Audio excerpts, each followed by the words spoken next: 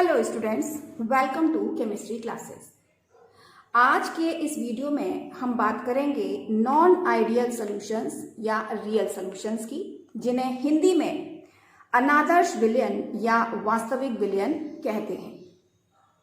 तो ये non ideal solutions क्या हैं, समझिएगा। Non ideal solutions are liquid solutions which show deviations from Raoult's law। अनादर्श विलयन ऐसे द्रव विलयन है जो राउल्ट के नियम से विचलन प्रदर्शित करते हैं। यहां पर लिक्विड सॉल्यूशन या द्रव विलयन से मतलब है ऐसे सॉल्यूशंस जिनमें सॉल्यूट और सॉल्वेंट, विलेय और विलायक दोनों ही लिक्विड होते हैं। अब नॉन आइडियल के डेफिनेशंस में देखें तो यहां पर जो मेन पॉइंट है वो ये है, डेविएशन फ्रॉम राउल्ट्स लॉ या राउल्ट के नियम से विचलन जो शो करते हैं वही कहलाते हैं नॉन आइडियल सॉल्यूशंस। तो राउल्ट्स लॉ से डेविएशन या विचलन क्या होता है, तो पहले हमें ये समझना है कि डेविएशन कैसे होता है। तो समझिएगा, आइडियल सॉल्यूशन हम पिछले वीडियो में समझ चुके हैं, और राउल्ट्स लॉ आइडियल सॉल्यूशन में जो कंपोनेंट्स हैं उनके लिए राउल्ट्स लॉ क्या है। यदि हम मान लें कि एक आइडियल सॉल्यूशन कंपोनेंट ए और बी से मिलकर बना है, तो इन कंपोनेंट ए और बी के लिए जो राउल्ट्स लॉ हैं वो होंगे P A equal P not A into X A and P B equal P not B into X B, where P A and P B are partial pressures of component A and B, जहां P A और P B component ए और B के आंशिक दाब हैं। P not ए और P not be in दोनों ही component की प्योर स्टेट में शुद्ध अवस्था में वेपर प्रेशर्स हैं, जबकि एक्स ए और एक्स बी सॉल्यूशन में इनके मोलर फ्रैक्शंस हैं, फर्स्ट और सेकेंड। ये हैं कंपोनेंट्स के लिए राउल्ट्स लॉ। और इस सॉल्यूशन यानी आइडियल सॉल्यूशन के लिए राउल्ट्स लॉ है P equal x A P not A minus P not B plus P not B. ये इक्वेशन थर्ड सॉल्यूशन के, आइडियल सॉल्यूशन के टोटल वेपर प्रेशर के लिए राउल्ट्स लॉ को शो करती है। अब हम एक सॉल्यूशन लेते हैं और उसका टोटल वेपर प्रेशर इस इक्वेशन नंबर थर्ड या राउल्ट्स लॉ के द्वारा कैलकुलेट करते हैं, जो क्या है, कैपिटल P है। इसके पश्चात हम उसी सॉल्यूशन का टोटल वेपर प्रेशर एक एक्सपेरिमेंट के द्वारा निकालते हैं। कैसे? इसके लिए हमने उस सॉल्यूशन को एक क्लोज कंटेनर में लिया, उस कंटेनर का टेम्परेचर कांस्टेंट कर दिया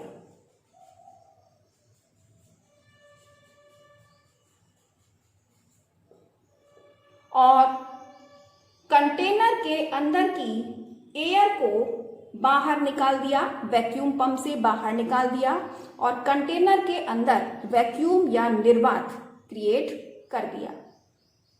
और इसके पश्चात इसमें लगा दिया एक मैनोमीटर।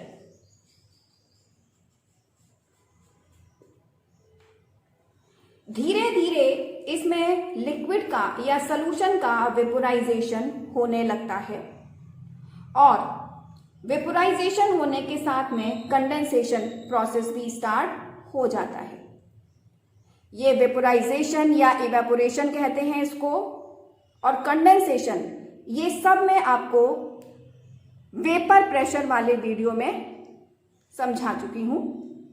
तो यहां पर दोनों प्रोसेस चलते हैं और एक कंडीशन ऐसी आती है कि इस कंटेनर में काइनेटिक इक्विलिब्रियम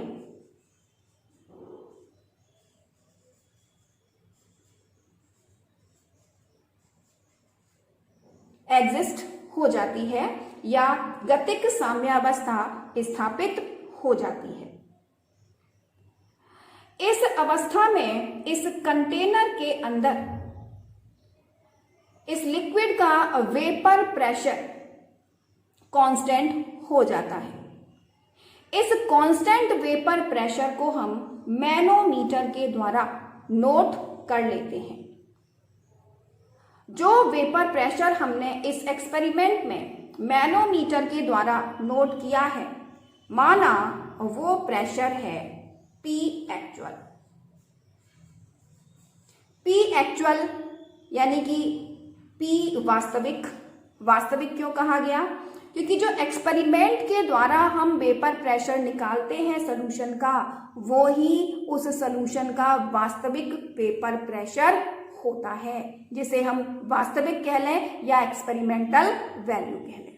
तो यहां हमने उसको क्या सिंबल दिया? P actual. अब हम इस राउल्स लॉ के द्वारा calculated vapour pressure capital P और एक्सपेरिमेंट के द्वारा निकाले गए वेपर प्रेशर P एक्चुअल, इन दोनों के बीच कंपैरिजन करते हैं, यानी इन दोनों की तुलना करते हैं। यदि ये दोनों वैल्यूज एक दूसरे के इक्वल हैं, तो उस कंडीशन में वो सॉल्यूशन आइडियल सॉल्यूशन होगा। कब? जब ये दोनों वैल्यूज एक दूसरे के इक्वल हैं। लेकिन यदि हम ये कहें P is greater than P actual और P is lesser than P actual,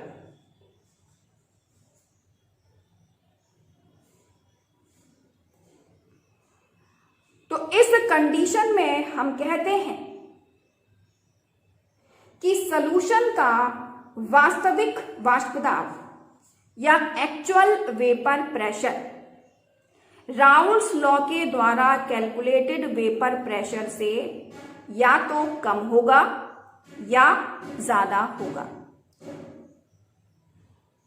तो वास्तविक वाष्प दाब या एक्चुअल वेपर प्रेशर का राउल्स लॉ के द्वारा कैलकुलेटेड वेपर प्रेशर से कम या ज्यादा होना ही कहलाता है डेविएशंस फ्रॉम राउल्स लॉ या राउल्ट के नियम से विचलन। और इस कंडीशन में वो सॉल्यूशन आइडियल सॉल्यूशन के समान बिहेव नहीं करता है, व्यवहार नहीं करता है, इसीलिए अब ये सॉल्यूशंस कहलाते हैं नॉन आइडियल सॉल्यूशंस। तो नॉन आइडियल सॉल्यूशंस कौन से हैं? जिनके total vapour pressure Raoult's law के द्वारा कैलकुलेटेड वेपर प्रेशर से या तो कम होते हैं या ज्यादा होते हैं, यही कहलाते हैं non ideal solutions.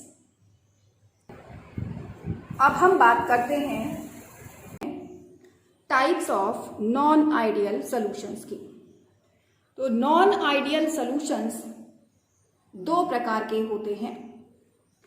Number 1, non ideal solutions showing positive deviation from Raoult's law, या हिंदी में कहेंगे ऐसे नॉन आइडियल सॉल्यूशन जो राउल्ट के नियम से पॉजिटिव डेविएशन धनात्मक विचलन प्रदर्शित करते हैं। और number 2, non ideal solutions showing negative deviations from Raoult's law. ऐसे अनादर्श विलयन जो राउल्ट के नियम से ऋणात्मक विचलन प्रदर्शित करते हैं। तो अब हम एक एक करके इन दोनों ही टाइप्स के नॉन आइडियल सॉल्यूशन की बात करते हैं। तो सबसे पहले हम बात करते हैं number 1, non ideal solution showing positive deviation. ऐसे सॉल्यूशंस के vapour pressure, total vapour pressure P actual Raoult's law के द्वारा कैलकुलेटेड वेपर प्रेशर P से हमेशा ज्यादा होते हैं। ऐसे सॉल्यूशंस के लिए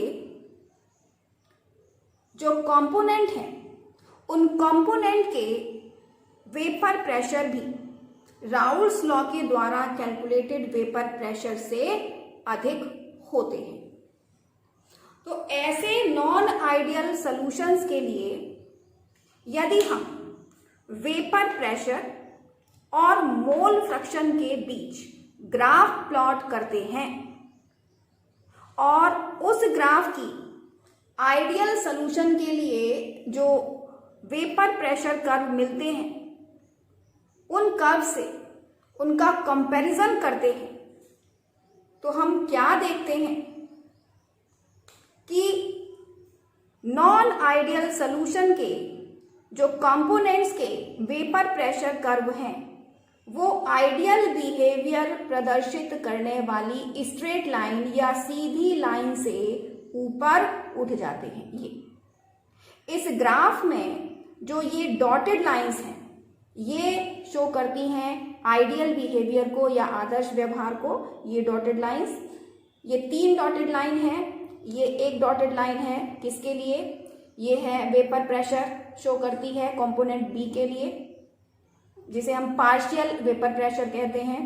ये वाली लाइन शो करती है कंपोनेंट ए के लिए पार्शियल वेपर प्रेशर को या आंशिक वाष्प दाब को, और जबकि ये वाली लाइन शो करती है आइडियल सॉल्यूशन के लिए टोटल वेपर प्रेशर को। तो हम यहाँ क्या देखते हैं कि जो non ideal solutions Raoult's law से पॉजिटिव डेविएशन प्रदर्शित करते हैं उनके दोनों कंपोनेंट्स के वेपर प्रेशर कर्व, ये जो वेपर प्रेशर कर्व हैं ये स्ट्रेट लाइन सीधी रेखा से ऊपर को उठ जाते हैं। ये देखिए कंपोनेंट बी का वेपर प्रेशर कर्व ऊपर उठ गया, इसी तरह से ये कंपोनेंट ए का वेपर प्रेशर कर्व भी इस स्ट्रेट लाइन से काफी ऊपर उठा हुआ है। और ऐसे सॉल्यूशन का जो टोटल वेपर प्रेशर कर्व है वो भी स्ट्रेट लाइन से बहुत ऊपर उठ जाता है क्योंकि इनके वेपर प्रेशर राउल्स लॉ के द्वारा कैलकुलेटेड वेपर प्रेशर से बहुत ज्यादा होते हैं। और जो ये टोटल वेपर प्रेशर कर्व है एक मैक्सिमम पॉइंट तक उठता है। इस पॉइंट को अगर हम m मान लें तो इस पॉइंट m पर इस सॉल्यूशन का टोटल वेपर प्रेशर दोनों कंपोनेंट की प्योर स्टेट में जो वेपर प्रेशर्स हैं P0A, P0B, उन दोनों से ही ज्यादा होता है। तो यहां आपने क्या देखा कि जो non ideal solutions Raoult's law से पॉजिटिव डेविएशन शो करते हैं उनके vapour pressure curve straight line ideal behaviour प्रदर्शित करने वाली स्ट्रेट लाइन से ऊपर उठ जाते हैं। तो इस प्रकार से हमने देखा सभी vapour pressure curves straight line से ऊपर उठ गए हैं, जिसका कारण है इनका वेपर प्रेशर आइडियल सॉल्यूशन के वेपर प्रेशर से अधिक होना। अब आखिर इस पॉजिटिव डेविएशन का कारण क्या है? तो अब हम कारण समझते हैं कि इस पॉजिटिव डेविएशन का कारण क्या है। पॉजिटिव डेविएशन का कारण है कि यदि हम ये मान लें कि जो सॉल्यूशन है वो कंपोनेंट ए और बी से मिलकर बना है, तो उन कंपोनेंट्स में ए और ए मॉलिक्यूल्स के बीच लगने वाला फोर्स ऑफ अट्रैक्शन, बी और बी मॉलिक्यूल्स के बीच लगने वाला फोर्स ऑफ अट्रैक्शन, ये फोर्स ऑफ अट्रैक्शन ज्यादा होता है ए और बी के बीच लगने वाले फोर्स ऑफ अट्रैक्शन से। ए और बी मॉलिक्यूल्स के बीच लगने वाले आकर्षण बल ए और बी के मॉलिक्यूल्स के बीच लगने वाले आकर्षण बल से ज्यादा होते हैं। जब इस प्रकार कंपोनेंट्स के मॉलिक्यूल्स के बीच, समान कंपोनेंट्स के मॉलिक्यूल्स के बीच फोर्स ऑफ अट्रैक्शन असमान कंपोनेंट्स के बीच लगने वाले फोर्स ऑफ अट्रैक्शन से ज्यादा होते हैं, तो उस कंडीशन में सॉल्यूशन से कंपोनेंट्स का इवेपोरेशन तेजी से होने लगता है। और जब सॉल्यूशन से कंपोनेंट्स का इवेपोरेशन तेजी से होने लगेगा तो वेपर्स ज्यादा बनेंगी, और जब वेपर्स ज्यादा बनेंगी तो उन वेपर्स के द्वारा सॉल्यूशन पर वेपर प्रेशर भी अधिक डाला जाएगा। इसीलिए ऐसे सॉल्यूशंस के total vapour pressure Raoult's law के द्वारा कैलकुलेटेड वेपर प्रेशर से हमेशा ज्यादा होते हैं। तो हमने यहां देखा कि ऐसे सॉल्यूशंस में वेपोराइजेशन ज्यादा हो रहा है। जब वेपोराइजेशन ज्यादा होगा तो मॉलिक्यूल्स के द्वारा ज्यादा एनर्जी एब्जॉर्ब की जाएगी, और ज्यादा एनर्जी एब्जॉर्ब करने के कारण ही वो मॉलिक्यूल्स इवेपोरेट होंगे, क्योंकि उनकी kinetic energy average kinetic energy, liquid की एवरेज काइनेटिक एनर्जी से ज्यादा हो जाएगी। तो इस कंडीशन में जो भी सॉल्यूशन है लिक्विड फॉर्म में है, उस लिक्विड के मॉलिक्यूल्स की एवरेज काइनेटिक एनर्जी कम हो जाती है, और जब काइनेटिक एनर्जी कम हो जाती है तो ऐसे मॉलिक्यूल्स का टेम्परेचर कम हो जाता है, यानी कि वो सॉल्यूशन ठंडा होगा, नॉर्मल से उसका टेम्परेचर कम हो जाएगा। तो हम ये कह सकते हैं कि जब इस टाइप के सॉल्यूशंस बनाए जाते हैं, यानी दोनों कंपोनेंट्स मिलाकर जब हम ऐसे सॉल्यूशंस बनाएंगे, तब प्रोसेस एंडोथर्मिक होती है, यानी कि ऊष्मा का अवशोषण होता है, क्योंकि मॉलिक्यूल्स इवेपोरेट होने के लिए ज्यादा एनर्जी एब्जॉर्ब करेंगे।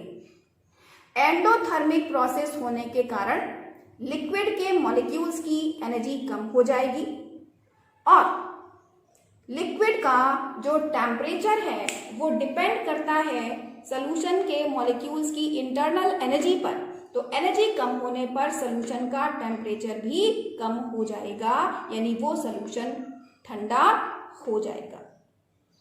तो हमने क्या विशेषता देखी? इन सॉल्यूशंस के वेपर प्रेशर राउल्स लॉ के द्वारा कैलकुलेटेड वेपर प्रेशर से ज्यादा है। इसका कारण है समान कंपोनेंट्स के बीच फोर्स ऑफ अट्रैक्शन का असमान कंपोनेंट्स के बीच फोर्स ऑफ अट्रैक्शन यानी आकर्षण बल से ज्यादा होना। ऐसे सॉल्यूशंस को बनाने के लिए जब हम दोनों कंपोनेंट्स मिलाते हैं, तब एक एंडोथर्मिक ऊष्मा शोषी प्रोसेस होती है, यानी कि लिक्विड के द्वारा ऊष्मा का अवशोषण होता है, और उस कंडीशन में लिक्विड का टेम्परेचर कम हो जाता है, क्योंकि जो भी ऊष्मा का अवशोषण होगा उस अवशोषण से मॉलिक्यूल्स वेपर फेज में चेंज हो जाएंगे, और ये लिक्विड कैसा हो जाएगा? ये लिक्विड ठंडा हो जाएगा, यानी इसका टेम्परेचर कम हो जाएगा। तो इस प्रकार से आपको अब समझ में आ गया होगा कि non ideal solution Raoult's law से पॉजिटिव डेविएशन किस प्रकार से शो करते हैं और इसका क्या इफेक्ट सॉल्यूशन पर पड़ता है। राउल्स लॉ से पॉजिटिव डेविएशन शो करने वाले सॉल्यूशन के एग्जाम्पल हैं बेंजीन और अल्कोहल।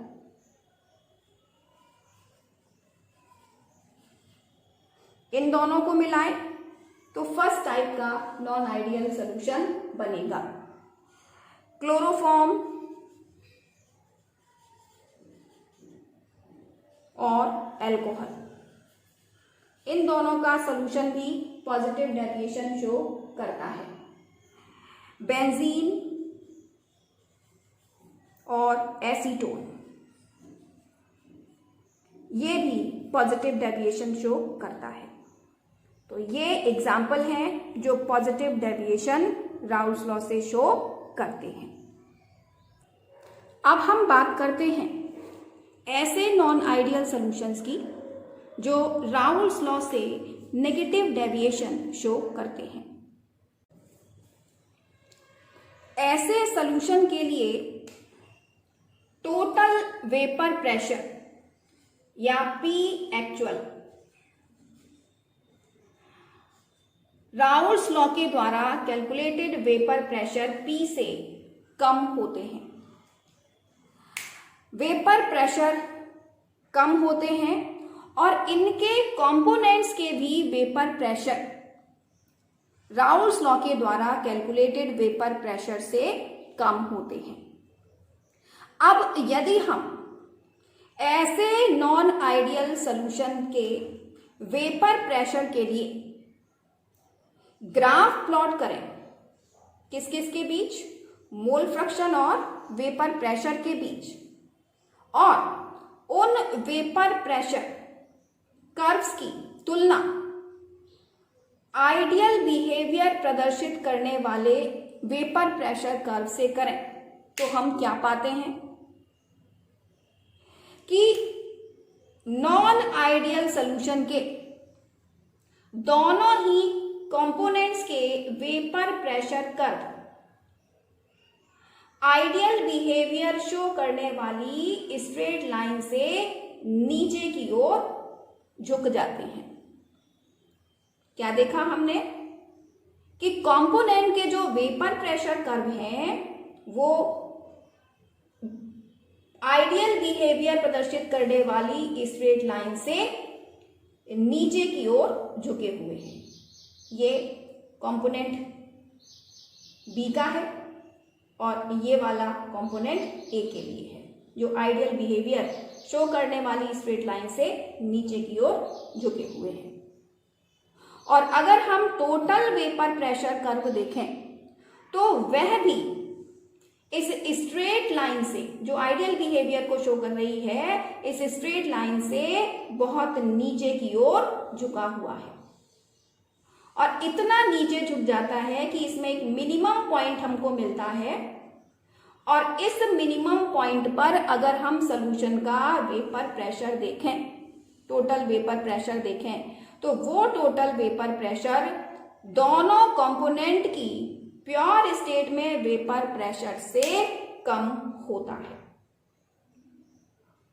तो इस प्रकार हमने देखा कि जो non ideal solution negative deviation show करते हैं उनके चाहे कंपोनेंट्स हो या टोटल सॉल्यूशन हो, उन सभी के vapour pressure curve ideal behaviour show करने वाली स्ट्रेट लाइन से नीचे की ओर झुके हुए होते हैं।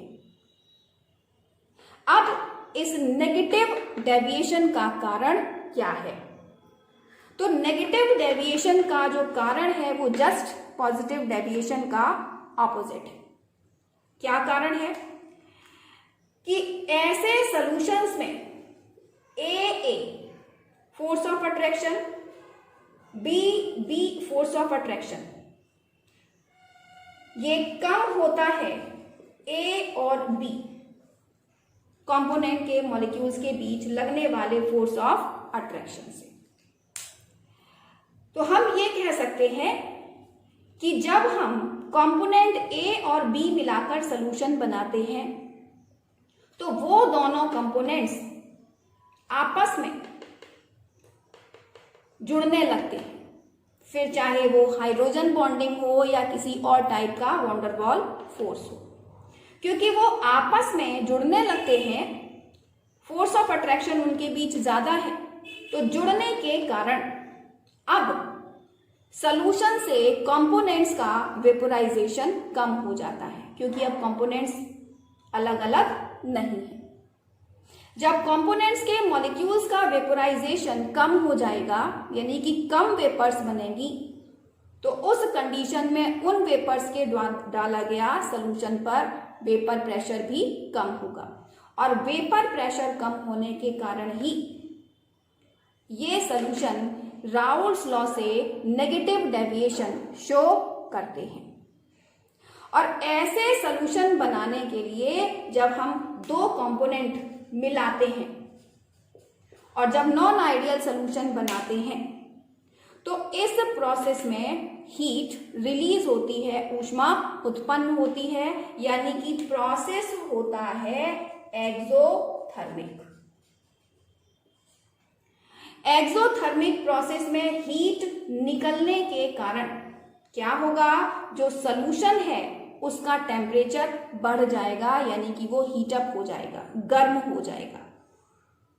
तो ऐसे कौन से सॉल्यूशंस हैं जो नेगेटिव डेविएशन शो करते हैं? तो जनरली आप समझिएगा वाटर और एसिड से बने हुए सॉल्यूशन सभी इसी टाइप के सॉल्यूशंस होते हैं जो नेगेटिव डेविएशन शो करते हैं। जैसे हम कह सकते हैं H2O वाटर और HCl का, H2O एंड H2SO4 ये सॉल्यूशन, इसके अलावा पिरिडीन और एसिटिक एसिड, ये सभी सॉल्यूशन राउल्स लॉ से नेगेटिव डेविएशन शो करते हैं। तो अब आपको दोनों ही टाइप के नॉन आइडियल सॉल्यूशन समझ में आ गए होंगे।